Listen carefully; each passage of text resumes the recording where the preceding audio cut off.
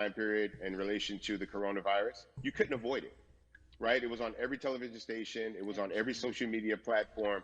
Everywhere you turn, you were constantly hit upside the head with this message. You see in the interaction that this man did nothing to deserve what happened. That's right. I think so well said, because if you think about it, in the grand scheme of things, it wasn't worth it, and he didn't have to lose his life. I think that you touched on something that a lot of people talk about, and that is now defunding the police. That has been such a huge conversation, but there's so many misconceptions around defunding and dismantling.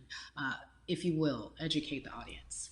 All right, so most people, when they hear the term defund the police, they tend to think of, oh, they're going to take away our police department. Nothing could be further from the point.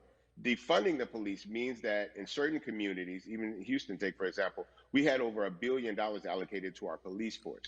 Now, what is that money being used for? Some of that money tends to be allocated towards riot shields, right? Pepper spray, right? That kind of thing.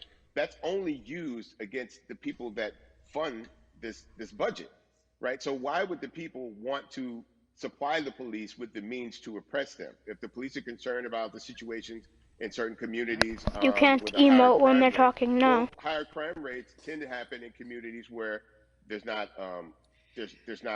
employment opportunities, right? There's not a lot of social services, and people are going to do what they need to do to take care of themselves and their families. When the community has more opportunities for employment, more opportunities for upward mobility, then they tend to be a less of a strain on the government. They tend to have a lower crime rate. And because of that, we'll have less need for the police in those communities. At the big screen, I'm standing on a light. So many different things in terms of making sure that we're holding our leaders accountable. Talk to me about some of the other projects that you're working on. Well, right now, obviously, being a part of More Than a Vote is essential. We're dealing with primaries in this country right now, and we just want to educate people. We want to inform people Are you because streaming? people are tired. They're angry.